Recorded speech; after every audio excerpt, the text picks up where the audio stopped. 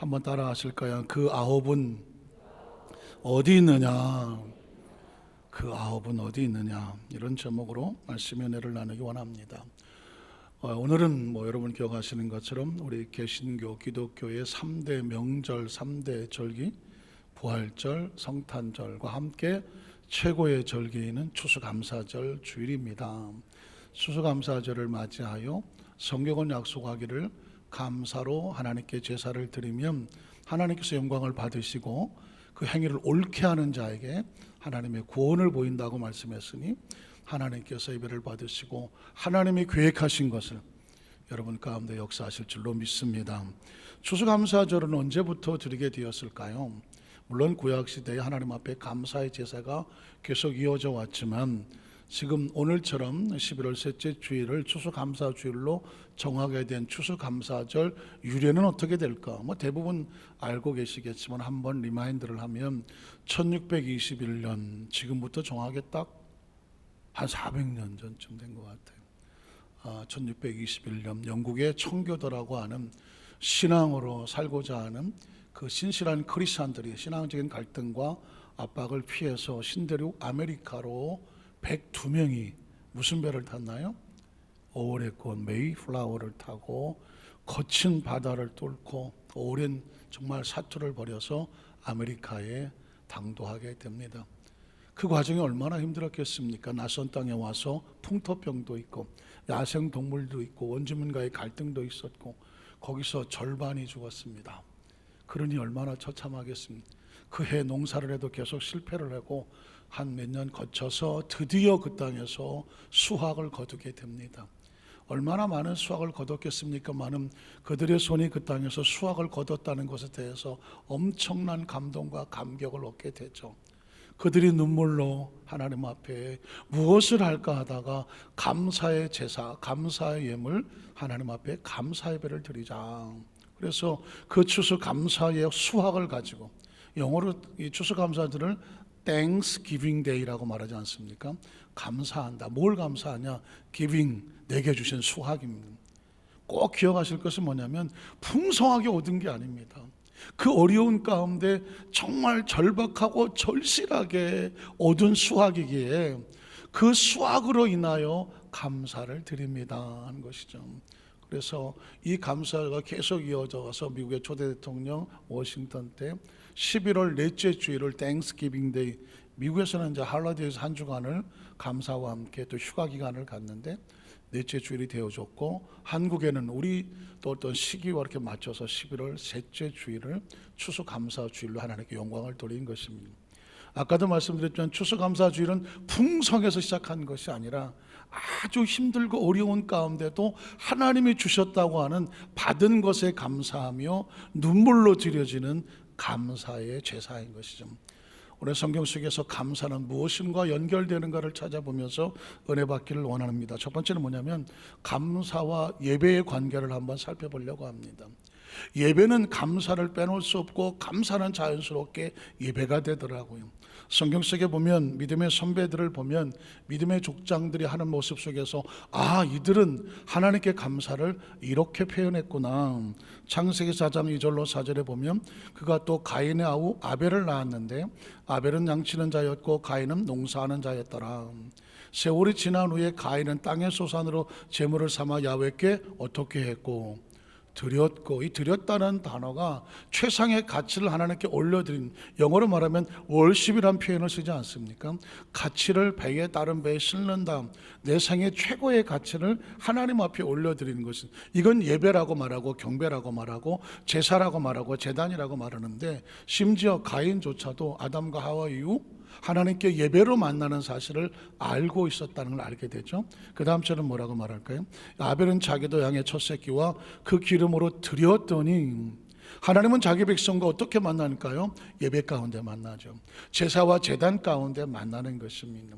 드렸더니 야훼께서 아벨과 그의 제물을 어떻게 했다? 받으셨다는 거예요. 드리는 사람의 최고의 마음의 소원은 뭘까요? 우리의 드림을 받아 주시옵소서죠. 찬양도 하나님 앞에 드리는 거잖아요.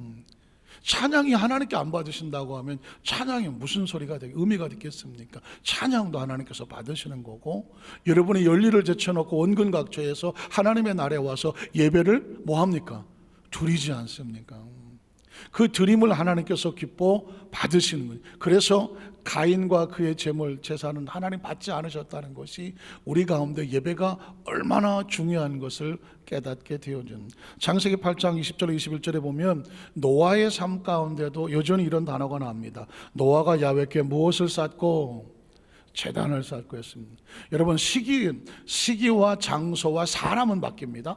그런데 하나님은 하나님의 백성들과 일정한 패턴으로 연결을 하고 있습니다. 그 패턴이 뭐냐? 제단입니다. 제사와 우리식으로 말하면 예배라는 것입니다. 가인은 예배를 지났고 아벨도 지나갔습니다. 그런데 시간이 지나가서 이제 노아의 시대가 됐는데 노아는 방주에 나오자마자 무엇을 했더라? 제단을 쌓고 모든 정결한 짐승과 모든 정결한 새 중에서 제물을 취하여 번제로 제단에 뭐 했다? 드렸더니 21절에 보니까 야훼께서 그 향기를 어떻게 하고? 받으시고, 우리는 드리고 하나님은 받으시고. 성가대 예를 제가 자꾸 듭니다마는 성가대의 찬양의 가장 최고의 축복은 뭐냐? 하나님이 뭐 하셔야 돼? 받으셔야 되는 거죠. 그래서 성가대의 찬양은 목소리만 찬양이 아닌 것이죠.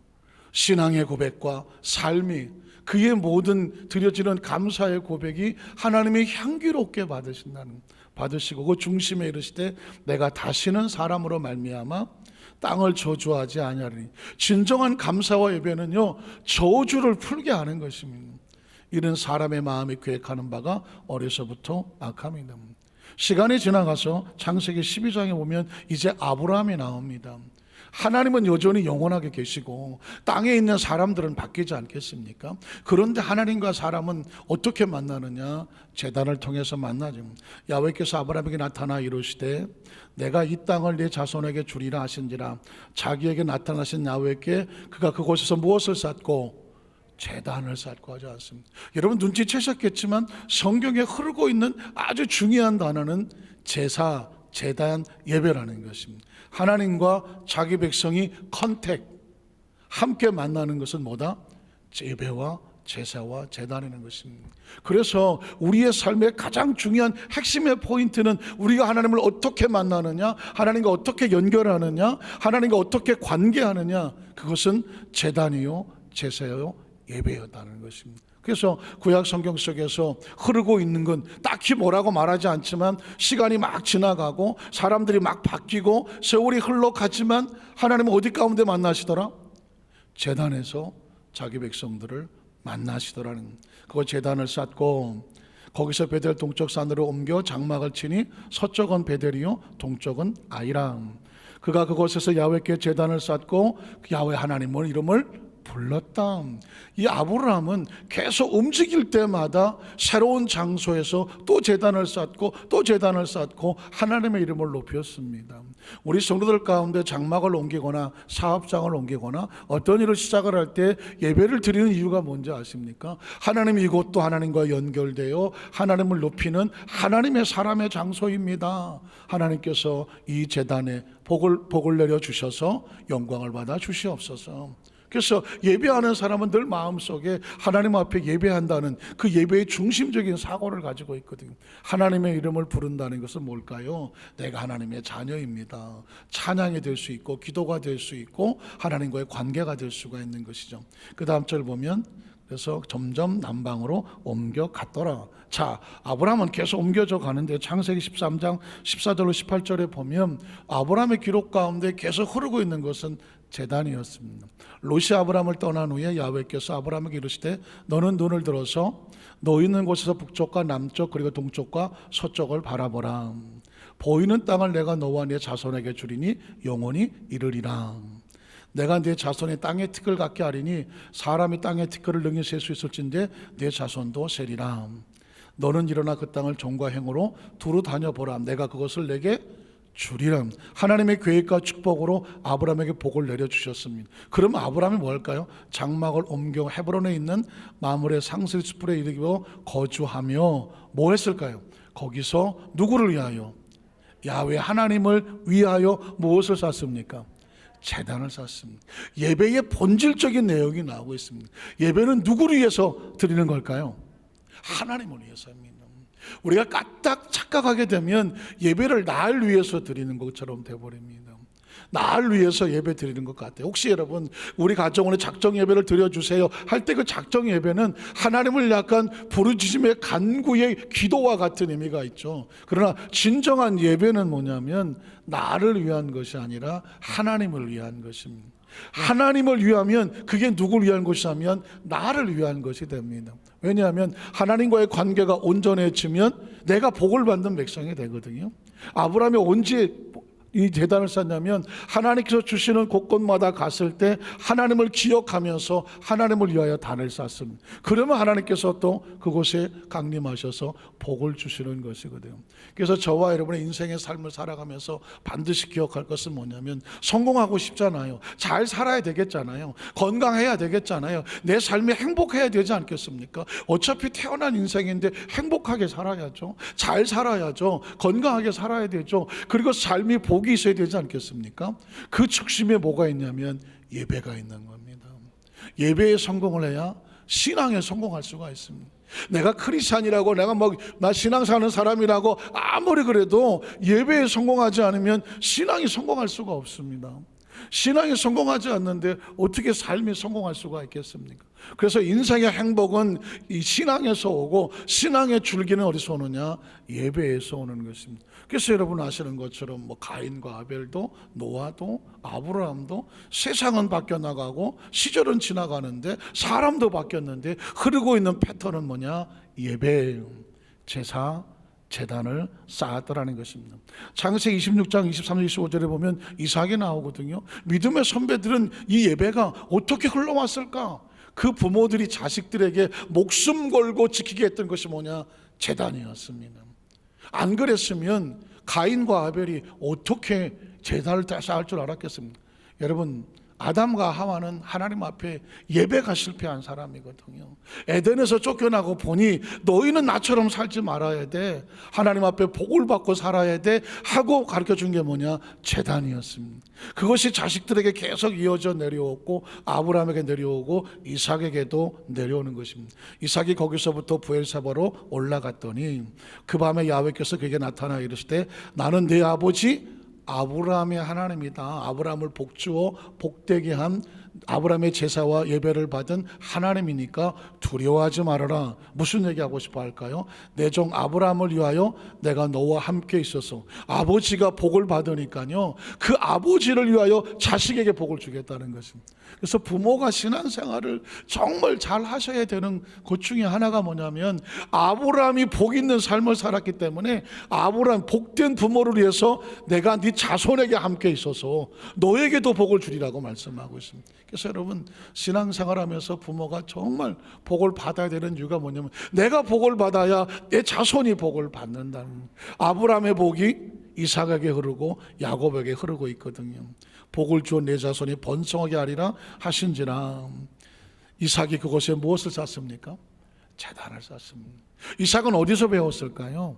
아버지 아브라함으로부터 배운 것입니다. 하나님과 관계는 제사와 제단, 예배로 이어지더라. 이삭은 말씀과 축복을 받자마자 바로 하나님 앞에 제단을 쌓고 하나님의 이름을 부르면, 기억하십니까? 누구든지 주의 이름을 부르는 자마다 구원을 얻으리로다. 구약 성경, 신약 성경 속에 하나님의 이름을 부른다는 얘기는 하나님과의 관계가 온전해졌다는 것입니다.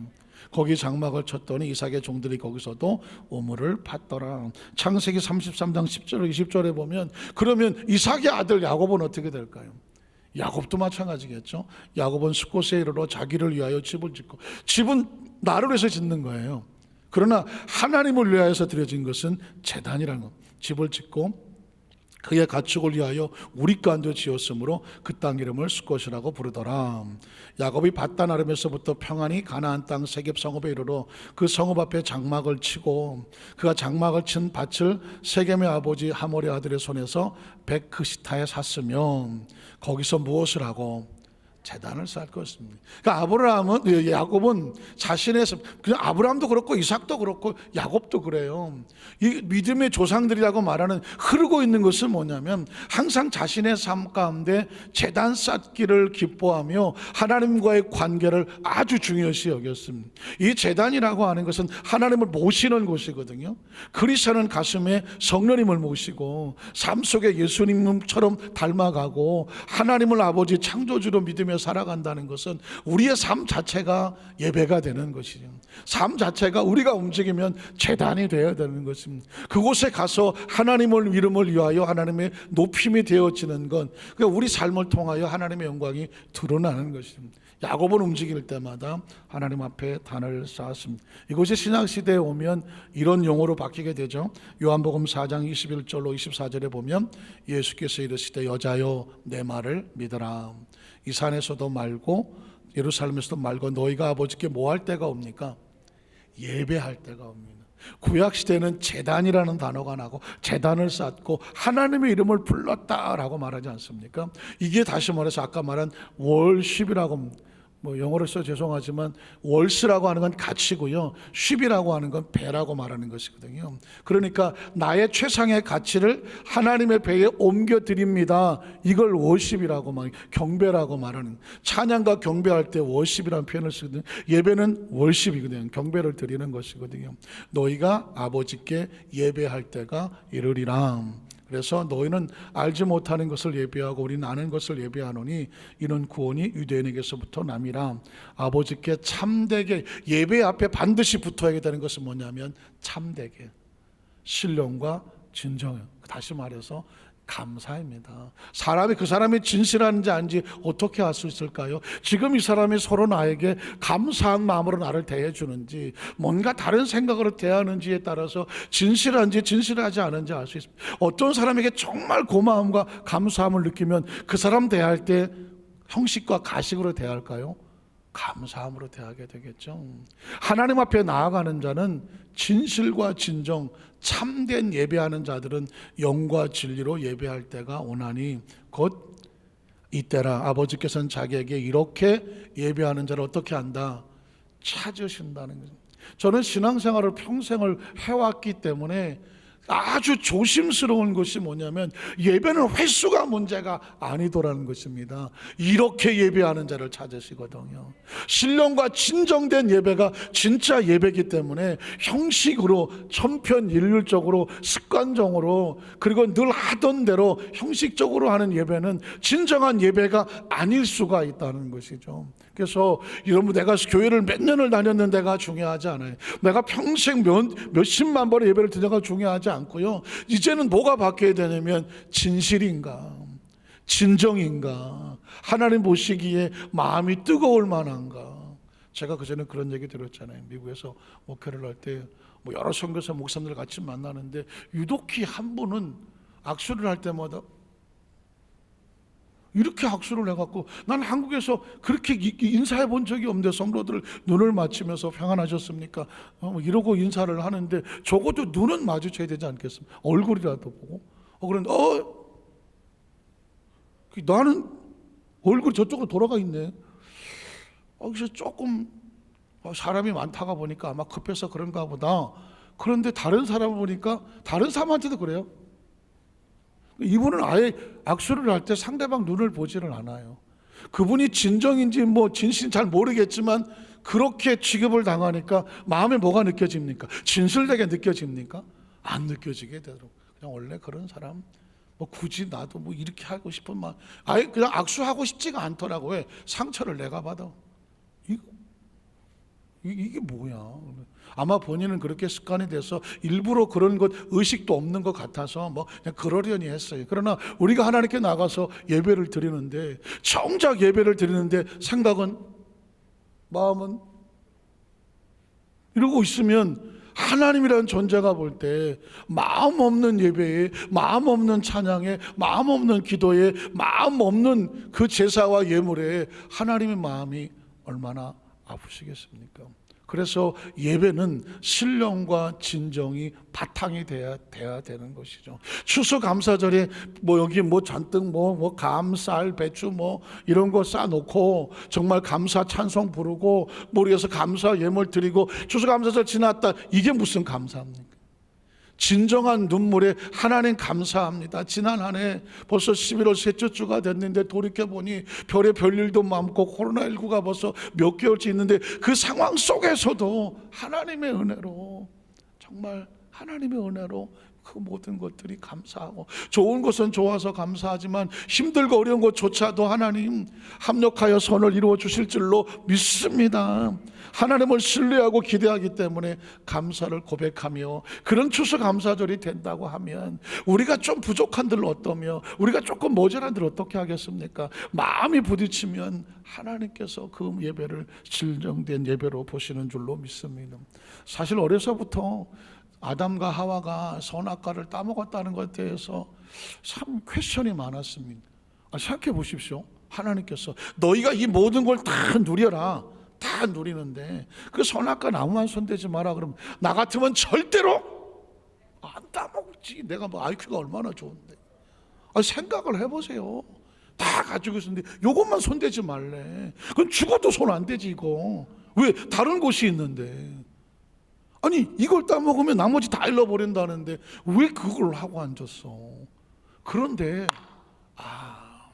아담과 하와의 마음속에서 예배의 본질을 잃어버린 것입니다. 선악과는 누구를 위해서 있는 것이냐면 하나님을 위하여 있는 것이거든요. 하나님의 주권에 손대지 마라. 그게 하나님을 위한 것을 지키면 나를 지키는 것입니다. 그런데 나를 위해서 내가 하고 싶은 나를 위해서 사는 삶이라면 하나님의 것은 뭐든 내가 원하니까 하고 싶어 손을 대게 되는 거예요. 예배는 하나님을 위한 것이기 때문에 철저하게 하나님의 것은 손대지 않는다, 이게 있으면, 그래야 내가 산다, 이게 있으면 절대로 손을 대지를 않아요. 바로 선악과가, 말씀을 묵상하는데 예배가 선악과입니다. 예배는 내가 참석하고 싶으면 참석하고 하기 싫으면 안 하는 게 아니라는 것이죠.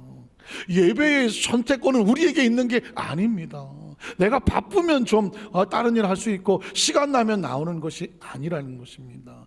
여러분 평생을 기억하십시오. 예배는 선악과와 같다. 예배를 지키면 너의 삶을 나머지는 내가 책임져 줄 것이나 예배를 건드리면 너 있는 것도 잃어버리리라. 이게 선악과 아니겠습니까? 하나님 예배를 잃어버리고 성공한 사람이 있을 수 있을까요? 코로나19가 사실은 아주 우리에게 엄청난 도전을 주고 있습니다. 코로나19로 인하여 언택트, 비대면 이러다 보니 정말 듣도 보도 못한 세상에서 마스크를 쓰고 지금 예배를 드리고 찬양을 하고, 정말 서로 악수 한번 하기도 힘들어서 주먹질을 해야 하고, 정말 지난번에 어떤 사람 이렇게 들어오는데 막지를 못하고 눈에 맞을 뻔했는데, 근데 이것도 이제 두려워서 이렇게 해야 되고, 이거 이제는 어디 가서 앉아있으면 누가 한번 나가버리고, 어느 식당에 가서 제가 앉았는데 갑자기 사례가 들려서 그랬더니 들어왔던 손님들이 하고 나가버리더라고. 이야, 이 식당에서 조용히 밥 먹을 수 있는 방법을 알았어. 새로운 손님만 오면 알아서 다 나가더만. 물론 이제 그래서 안 되겠지만 점점 삶이 이게 어떻게 된 세상. 진짜 중요한 것은 뭐냐면 예배에 하나님께 나오는 컨택도 합리화적으로 나 안 나가면 어때? 이게 점점 쌓이다가 보면 어느 순간에 하나님과 저 멀리 있는 자신의 모습을 발견한다면, 예배는 영적이랑은 아주 미묘해서요, 거리가 멀어지면 한번 돌아오기가 얼마나 힘든지 모릅니다. 여러분 기도줄 막혀 보셨습니까? 기도 아무 때나 줘야 하면 나옵니까? 절대로 그렇지 않습니다. 기도줄이 막혀버리면 그거 다시 회복하려면요 몸부림을 치고 금식을 하고 하나님 앞에 절을 하고 작정하고 해야 기도줄이 터집니다. 찬양은 금방 할렐루야 나올 것 같습니까? 하나님과의 관계가 어색하면 절대로 찬양 안 나옵니다. 영적인 세계가 그래요. 예물도 마찬가지입니다. 예물이 하나님 앞에 그냥 드려지게 됩니까? 마음이 다치면 예물도 다치는 거예요. 그래서 우리의 신앙생활의 감사의 가장 중요한 본질은 예배로부터 출발한다는 것입니다. 두 번째로 감사와 예물의 관계를 살펴보겠습니다.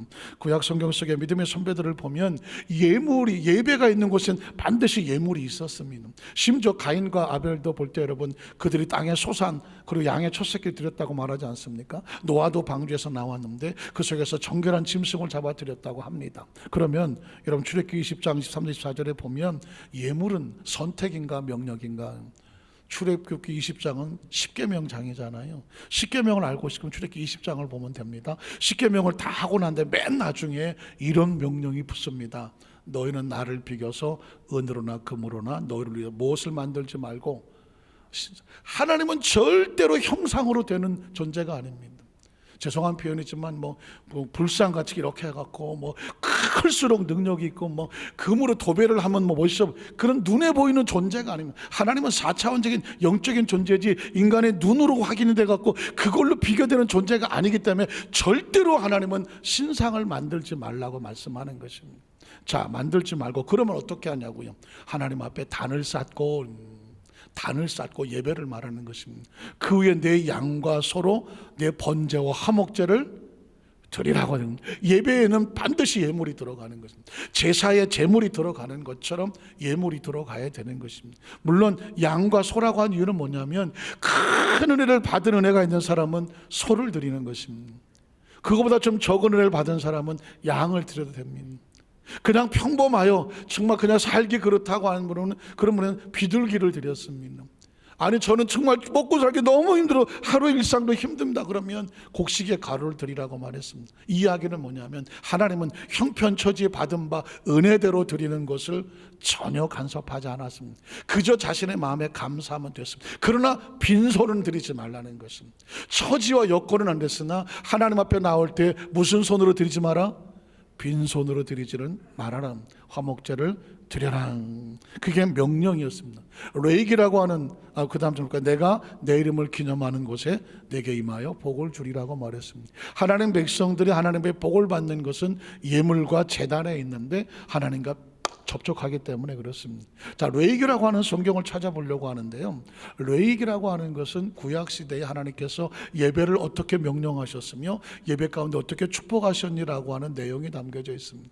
나중에 한번 레이기를 가지고 또 강의 말씀을 나누고 싶기는 합니다. 자, 1장 1절 4절 이렇게 말하죠. 야훼께서 해막에서 모세를 부르시고 그에게 말씀하여 이르시되 이스라엘 자손에게 이렇게 말하여 이르라.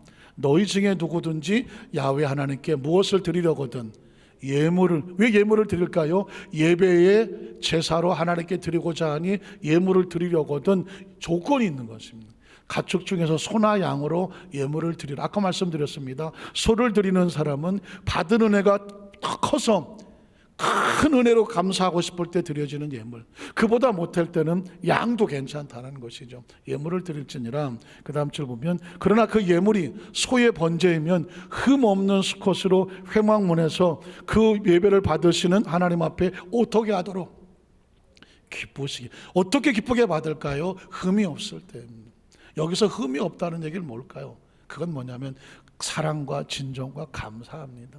여러분이 하나님 앞에 예배를, 아까 제가 말씀드렸지만 예물을 드릴 때에 사람의 물질이든 아니면 어떤 것이든지 하나님께 드릴 때 기본적으로 전제될 것은 뭐냐? 뭐가 있어야 된다? 감사로 드려야 돼요. 감사로 드리지 아니하면 하나님은 예물을 받지 않으십니다. 예물의 가장 흠이 되는 건 뭐냐면 주고 싶지 않은데, 드리고 싶지 않은데 억지로 하거나 계산해서 하거나 그냥 할 수 없이 하거나 하라고 하니까 하거나 형식이니까 하거나 습관적으로 하니까 안 하면 찝찝하니까 하거나, 이런 뭔가 마음의 하나님과의 관계 속에서 뭔가 계산하는 마음은 하나님께서 받으시는 것이 아니라는 것입니다. 우리도 마찬가지로 누군가 저와 여러분에게 어떤 누군가 선물이라고 가지고 왔을 때 뭔가 이 사람이 가지고 있는 마음의 편이나 이런 것들이 억지로 할 수 없이 형식적으로 마음 없이 이러면 여러분이 마음이 어떻습니까? 절대 편하지 않지 않습니까? 예배는 하나님과 마음의 상황이기 때문에 주께서 아예 적어 놓습니다. 예물을 드려도 흠이 없이 드려라. 흠이 없다는 얘기는 감사를 빼놓지 말라는 것이죠. 그 다음 절 보면, 그래서 그는 번제 머리에 안수할지니 그를 위하여 기쁘게 받으심이 되며 그를 위하여 속죄가 될 것이다. 하나님은 예물을 받을 때 하나님이 기뻐하신다는 표현을 씁니다. 한번 따라하실까요? 우리의 예물을 기뻐하시는 하나님. 레위기 9장 22절로 24절에 보면 이스라엘 백성이 예물을 드리고 번제를 드릴 때 하나님이 직접적으로 받으시는 장면이 나와요. 좀 특이한 장면인데 읽어볼까요? 아론의 백성을 향하여 손을 들어 축복함으로 속죄제와 번제와 화목제를 마치고 내려오니라. 모세 아론이 회막에 들어갔다가 나와서 백성에게 축복하며 야훼의 영광이 온 백성에 나타납니다. 예배와 예물을 받으시니 하나님의 영광이 백성들의 눈에 보이도록 나타났다는 것입니다. 그리고 그 다음 절에 보면 불이 하나님 앞에서 나와서 제단 위에 번제물과 기름을 살랐다고 말했습니다. 온 백성이 이를 보고 소리 지르며 엎드렸다는 것입니다. 여러분 생각해 보십시오. 구약 시대에 제물을 드려서 하나님 앞에 올려드렸더니 하늘에서 불이 떨어져서 제물을 살랐다는 것입니다. 이 불이라고 하는 것은 4차원적인 하나님의 영역인데 3차원의 예배가 4차원의 하나님이 받으시는 장면을 3차원에서 보니까 기가 막힌 것이죠. 놀라서 깜짝 까무러칠 상황. 이게 오늘 우리 신학 시대 우리에게는 어떤 것이냐면, 우리에게 지금 뭐 하늘의 불이 내려와서 예물을 감사 사르지는 않겠지만 영적으로 바라보면 하나님 백성들의 예물을 하나님께서 기쁨으로 받으신다는 것입니다. 그러니까 꼭 제가 3차원 4차원 얘기를 끊임없이 하는 이유가 뭐냐면, 지금 우리 3차원에서 하니까 뭐 지금 다 성가대 찬양도 사람이 하고 예배도 사람이 하고 뭐 기도도 육성으로 하잖아요. 하나님은 보이지 않잖아요. 들리지 않잖아요. 하나님이 계신가? 사랑하는 성도 여러분, 차원으로 바라보면 하나님은 우리 차원을 안고 계시기 때문에 찬양 중에 함께 하시고 예배 가운데 함께 하시고 우리 기도에 귀를 기울이시고 예물을 받으시고, 믿으십니까? 이 하나님을 인식할 줄 아는 거지. 이게 하나님의 백성들이. 어떻게 인간만 그렇게 할 수가 있잖아요. 우리가 얼마 살아요? 한 100년? 이렇게 얘기할 때마다 제가 굉장히 고통스러운 건 100년 그래 성도들이 반응이 없다는 것입니다. 좀 더 써달라 이런 얘기 같아요. 150년? 한 150년? 이제 조금 웃으시는 변이 나와요. 좀 더 써드릴게. 한 200년? 이렇게 좋아하는 거는 200년을 살아도 3차원이야. 그냥 지구에서 200년 아닙니까? 그러나 인간은 알잖아요. 육신을 볼 때 우리 영은 어디로 간다? 보이지 않는 세계가 있잖아요. 하나님의 세계가 있잖아요. 믿으십니까? 이걸 믿는 사람이 교회에 나와 있잖아요. 이걸 믿지 못한 사람은 교회에 올 수가 없는 거예요. 인간은 본능적으로요, 육신과 눈으로 보고 귀로 듣고 살아갔지만 눈에 보이지 않아도 보이는 게 있고 귀에 들리지 않아도 존재하는 게 있고 만져지지 않아도 존재하는 게 있다는 사실을 알잖아요. 굳이 뭐 어린애처럼 공기나 바람을 얘기하지 않아도 공기가 보입니까? 공기가 뭐 들립니까? 공기가 잡힙니까? 그러나 공기가 없다고 말하면 저는 바보 같은 놈이나 하죠. 영적인 세계도 마찬가지예요. 그래서 모든 종교가 사후세계를 말하고 있고 하나님의 세계는 성경 속에 3차원과 4차원에 섞여 있기 때문에 구약시대 하늘의 불이 내려와서 태우는 걸 보고 깜짝 놀랐다는 얘기는 뭘까요? 우리의 삶의 현장 가운데도 하나님은 지금도 역사하고 계신다는 것입니다. 시편 50편 3절에 보면 그래서 하나님은 감사로 제사를 드리는 자가 하나님이 어떻게 되신다? 영화롭게 한다는 거예요. 그래서 여러분, 하나님을 기쁘시게 하고 싶습니까? 하나님을 영화롭게 하고 싶으십니까? 하나님 앞에 감사의 고백을 드리는 거예요. 하나님 감사합니다. 하나님 찬양합니다. 하나님 높입니다. 정말 그 속에서 감사로 고백으로 그냥 어쩔 줄 몰라 하세요. 그러면 하나님이 얼마나 기뻐하시겠습니까? 영화로움을 받는다니까. 여러분, 딴 거 아닙니다. 자식이 부모에게 기쁘게 할 게 뭐예요? 아이고 엄마 아버지 나를 낳아줘서 고맙고요. 정말 덕분에 이렇게 왔고요. 정말 우리 엄마 아빠 없으면 어땠으면 어때서 살았을 것 같아요. 입에 뻔한 소리 같지만 그 소리가 얼마나 감사하겠어. 뭐 해준 게 있어요? 나 키운다. 부모의 가슴에 못을 박는 거 그겁니다. 어머니 아버지가 나한테 해준 게 뭐가 있어요? 내 힘으로 닦았어요 나. 에이, 여러분, 부모의 가슴에 가슴 박는 게, 그러나 세월이 지나도 그래도 우리 부모가 부모님 때문에 기도해 주셔서 아버지가 그래도 지켜주셔서 감사하다 그러면 정말 뭐 해준 게 없는 것 같아도 그것처럼 감사하고, 신앙은 아주 단순해요. 하나님 앞에 감사할 줄 아는 사람을 찾는 거예요. 하나님이 그걸로 영광을 받으시고 그 행위를 옳다고 말하시고 하나님의 구원을 보이신 줄로 믿습니다. 마태복음 8장 1절로 4절에 보면 예수님도 항상 감사에는, 제사에는, 예배에는 예물을 드리라고 명령을 하셨습니다. 예수께서 산에서 내려오시니 수많은 무리가 따르니라. 한 나병 환자가 나와 절하며 이르되 주여 원하시면 저를 깨끗하게 하실 수 있나이다 하거늘 예수께서 손을 내밀며 그에게 대시며 이르시되 내가 원하노니 깨끗함을 받으라 하시니 즉시 그의 나병이 깨끗하여지더라. 이렇게 끝나면 치유사역이에요. 근데 이렇게 끝나지 않아요. 그 다음 절을 보면 예수께서 이르시되 삼가 아무에게도 이르지 말고 다만 가서 제사에게 내 몸을 보이고 나아진 몸을 보이고 모세가 명한 예물이 있다는 것입니다. 하나님께 은혜를 받았으면 그 은혜 받은 것에 대한 율법에 명한 예물이 있는 거예요. 감사 예물이죠. 치료 받았으면 치료 예물이 있는 것이고, 응답 받았으면 응답의 예물이 있는 것이고, 해결 받았으면 해결받을 은혜가 있는 것이고, 내 삶 속에 하나님이 하신 것에 대한 감사의 고백이 간증이 되고 입증이 되라고 하는 거예요. 그것이 크든지 작든지 간에 예물을 드려서 그들에게 뭘 하라고요? 하나님이 나를 고쳐주셨습니다 라를 뭐 해라? 입증하라고 말하는 것입니다. 누가복음 17장 15절로 16절 오늘 본문이거든요. 10명의 문둥병자들이 고침을 받았는데 한 사람의 자기가 나은 것을 보고 큰 소리로 하나님께 뭘 돌립니까? 영광. 그냥 우리는 감사했는데 하나님은 영광이래.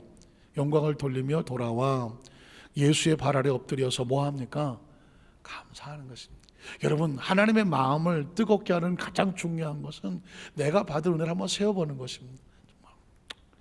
기가 막힌 은혜가, 정말 사람들에게 배신당하고 환경이 힘들고 여건이 어려웠을 때 모든 걸 포기하고 싶을 때 가만히 골방에 불 끄고 앉아서 하나님이 주신 은혜를 가만히 찾아보십시오. 그러면 거기서부터 소망이 생겨나는 겁니다. 그렇게 감사하는 자를 찾았는데 이 사람이 돌아가다 말고 가고 싶죠. 부모에게 빨리 말하고 싶고 자기를 무시했던 사람들에게 나 나았다고 하고 싶어요. 그런데 그 발걸음을 어디로 달려오냐면 돌아가던 발걸음을 돌려서 예수님 앞에 와서 감사하더라. 그는 사마리아 사람이라. 그 다음 절을 보면 예수께서 대답하여 이르실 때 10사람이 다 깨끗함을 받 10사람이 다 깨끗함을 받았다는, 이게 크리스찬을 말하는 것 같아요. 모든 사람이 예수의 이름으로 구원을 받았잖아요. 구원받은 축복을 다 받았는데 또 다른 사람이 있어요.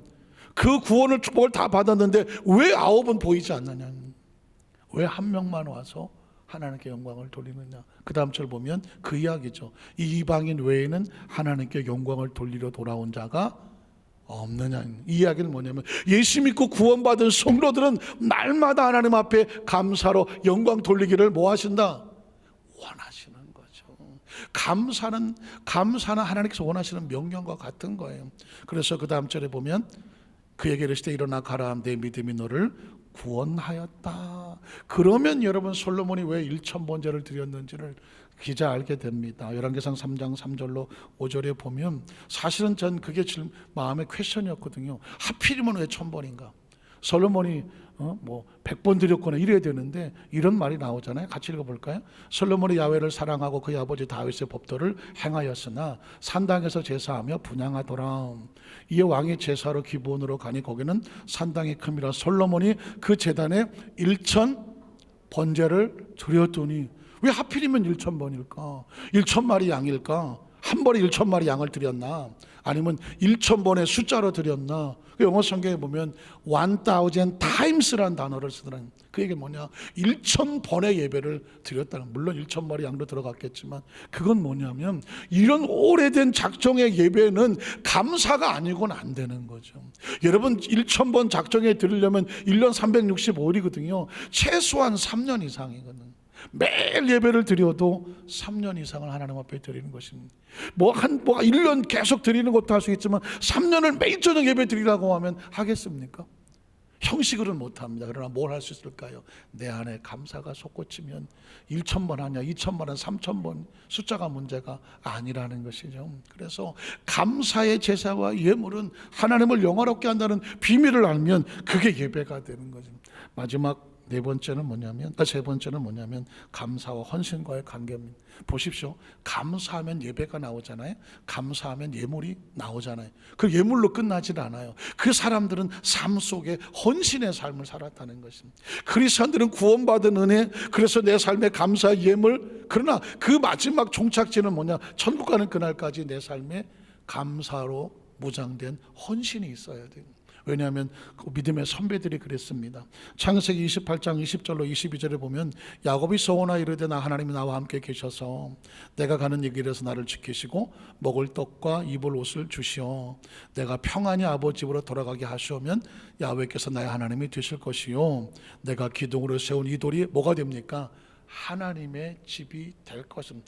성경은 참 묘하게 흐르는 것이 있습니다. 하나님의 사람들이 구원을 받고 하나님 앞에 예배를 드릴 줄 알고 예물을 드리게 될 줄 알면 그 사람 하나님의 복이 임하면 뭘 하고 싶으냐면 하나님의 집을 세우려고 들어요.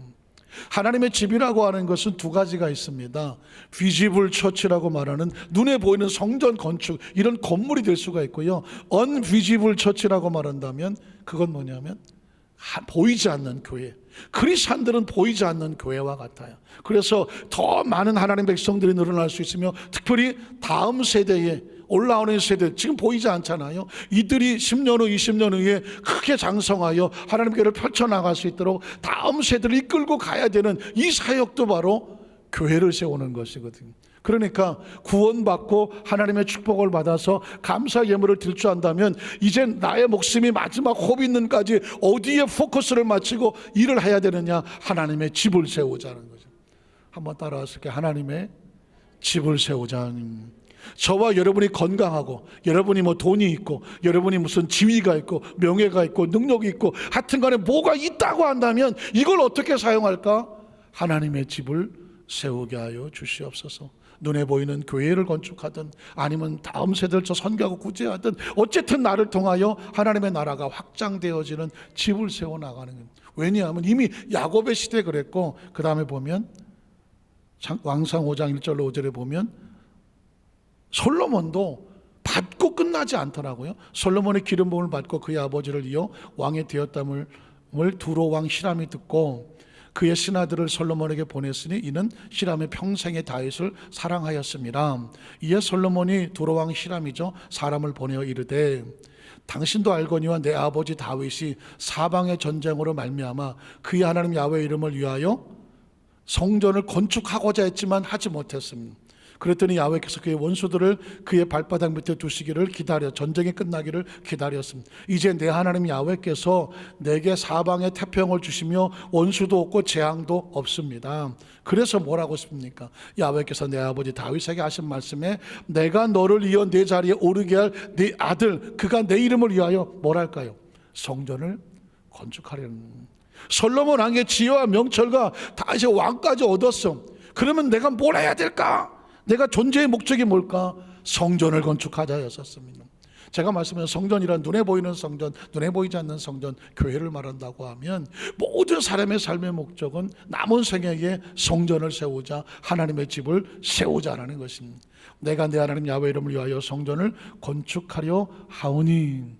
그랬더니 여러분 보십시오. 이렇게 사명을 가지면 그 사람에게 건축할 수 있는 힘을 주시더라고요. 교회를 세울 수 있는 힘을 주시고요, 선교할 수 있는 힘을 주시고요, 다음 세대에 작정하여 그들을 선교하자 하면 마음을 모아서 나가면 감당할 능력은 하나님이 주시는 것입니다. 왜냐하면 하나님의 집은 하나님이 세우신다. 학개서 1장 7절로 11절에 보면 하나님의 성전 건축에 대해서 이렇게 중요시 말씀합니다. 만군의 야훼가 말하는 너희는 자기 행위를 살펴보아라. 굉장히 중요하죠. 나는 지금 어떤 삶을 살고 있나? 자기를 성찰해 보라는 것입니다. 행위를 살펴보아라. 너희는 산에 올라가서 나무를 가져다가 성전을 건축하라. 그리하면 내가 그것으로 말미암아 뭐하고? 기뻐하고. 하나님의 집을 건축하고 하나님의 집을 세우는 이유가 뭔지 아십니까? 하나님이 기뻐하시기 때문입니다. 이제 저희 마음의 소원은 우리 교회를 통하여 다음 세대가 잘 세워져 나가는 것에 모든 집중을 하려고 마음의 소원을 가지고 있는데, 그건 왜냐하면 보이지 않는 교회를 세우고 싶은 것입니다. 왜 그럴까요? 하나님이 뭐 하시니까? 기뻐하시니까. 또 영광을 얻으리라. 그 집이 세워지면 하나님이 기뻐하고 하나님이 영광을 얻으신다고 말씀은 야훼가 말하였느니라. 너희가 많은 것을 바랐으나 도리어 적어졌고 너희가 그것을 집으로 가져갔으나 내가 그 집에 믿지 못하도록 불어버렸느니라. 나 만군의 야훼가 말하노라. 왜 이런 일을 벌여? 너희 삶에 문제가 왜 나타나느냐? 무슨 까닭이냐? 이유가 뭘까요? 그 다음 절에 보면 내 집은 황폐하였을 때, 하나님의 집은 황폐하였을 때 너희는 각각 자기 집을 짓기 위하여 빨랐다는, 모든 생각과 관심이 하나님의 전을 세우는 것이 아니라 자기 집 짓고 증축하며 그거 하기에 빠르게 움직였기 때문이라는 것입니다. 그래서 아무리 내가 집에 뭘 갖다 놓고 뭘 하려고 해도 하나님이 막아버리니 우리 소유가 되지를 못한다라는 것입니다. 그 다음 절을 보면 그래서 그러므로 너희로 말미암아 하늘은 이슬을 그쳤고 땅은 산모를 그쳤으며 내가 이 땅과 산과 곡물과 새 포도주와 기름과 땅의 모든 소산과 사람과 가축과 손으로 수고하는 모든 일을 뭐 했습니까? 한재를 들어서 막아버렸다는 것입니다. 제가 여러분 예배와 감사를 중요시 하는 것은 뭐냐면 하나님과 감사와 예배와 그 예물이 드려져야 하나님이 하늘이 열려야 하나님의 축복이 임하는 것입니다. 막히면 끝나는 거거든요. 하나님과의 관계가 회복이 되니까 학개서 2장 5절로 9절은 이렇게 축복을 말합니다. 너희가 애굽에서 나올 때에 내가 너희 언약한 말과 나의 영이 계속하여 너희 가운데 머물러 있다. 하나님이 떠나지 않았다는 것입니다. 너희는 두려워하지 말지어다. 만군의 야훼가 이같이 말하노라. 조금 있으면 내가 하늘과 땅과 바다와 육지를 진동시킬 것이요 또한 모든 나라를 진동시킬 것이며 모든 나라의 보배가 이르리니 내가 이 성전의 영광이 충만하게 하리라는 것입니다. 하나님의 성전의 영광이 충만하게 하리라. 만군의 야훼의 말이니라. 은도 내 것이요 금도 내 것이요. 무슨 뜻입니까? 사람의 물질을 얻고자 하나 하나님이 주시지 않으면 소유할 수 없어. 왜? 소유가 하나님의 것이니까. 만군의 야훼의 말이니라. 이 성전의 나중 영광이 이전 영광보다 크리라. 만군의 야훼의 말이니라. 하나님께서 주신 다음 세대의 그 교회가 이 재단보다 더 크게 더 많은 사람을 세워나가기를 이 말씀을 통해 소원하지 않습니다. 그러면 내가 이곳에 무엇을 줍니까? 평강을 주리라는 것입니다. 하나님의 마음을 기쁘시게 하고 영광을 받아야 하나님의 평강이 우리 가운데 임합니다. 마태복음 26장 6절로 10절 이하의 말씀을 설명하고 말씀을 마치겠습니다. 이 장면에 보면 예수님께서 마지막 십자가의 고난을 앞들고 제자들과 함께 시몬의 집에서 식사를 하려고 하는데 도전이 옵니다. 누가 진짜 제자인가 하는 것이죠. 어쩌면 이거는 진짜 누가 크리스찬인가라고 우리 자신을 도전하게 보는지 모릅니다. 예수께서 베다니 나병 환자 시몬의 집에 계실 때에 한 여자가, 이름도 없습니다, 매우 귀한 향유 한 옥합을 가지고 나와서 식사하시는 예수의 머리에 부으니 제자들, 예수님의 제자들이죠, 제자들이 보고 분개하여 화가 나서 뚜껑이 열려서 무슨 의도로 이것을 허비하느냐고 소리를 지릅니다. 예수님 십자가의 고난을 앞에 두고 있는데 한 여인이 와서 자신의 인생의 결혼 집착과 같은 옥합을 깨서 향유로 예수의 머리에 붓고 발을 씻겼는데 제자들은 옆에 있으면서 말하기를 그 아까운 걸 땅에다 쏟느냐고 소리를 질렀다는 것과 같습니다. 이때 예수님의 반응은 어떻습니까? 그때 그 다음 절에 보니까 예수께서 아시고 그들에게 이르시되 너희가 어찌하여 여자를 괴롭게 하느냐. 그가 내게 무엇을 했습니까? 좋은 일을 했다고. 저는 성경 속 이 구절을 밑줄을 치고요, 옛날 학원식으로 말하면 돼지꼬리 땡냐? 가슴에 새겨야 돼. 저와 이런 일생을 살면서 당신 어떻게 살았습니까? 라고 물었을 때 주님 보시기에 좋은 일을 하기를 원합니다 하는 것입니다. 내가 보기에 좋은 일이 아니죠. 여러분, 세월은 금방 갑니다. 정말 금방 갑니다. 뒤로 돌아봤을 때, 보는 날 우리의 뒤를 바라봤을 때 주님께서 보시기에 좋은 일을 하기를 원합니다. 이게 우리의 삶의 방향 아닙니까? 그 다음 절 보면 뭐라고 말하나요? 가난한 자들은 항상 너희와 함께 있거니와 나는 항상 함께 있지 않냐. 기회는 항상 있지 않다. 이 여자가 내 몸에 향유를 부은 것은 내 구속의 사역 장례를 위하여 함이니라. 그러므로 내가 진실로 너희에게 이르노니 온 천에 어디든지 이 복음이 전파되는 곳에서는 이 여자가 행한 일도 말하여 두 번째 돼지꼬리 땡냐예요. 그를 뭐하리라? 기억하리라. 기억하십니까?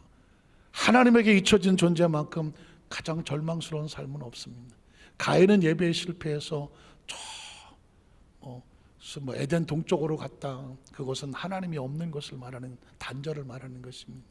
오늘 크리스천들은 예배를 통해 하나님과 회복이 되고 그의 기억 속에 있습니다. 기도 제목 하나 세우십시오. 하나님, 내 평생이 하나님의 기억 속에서 지워지지 않게 하여 주시옵소서.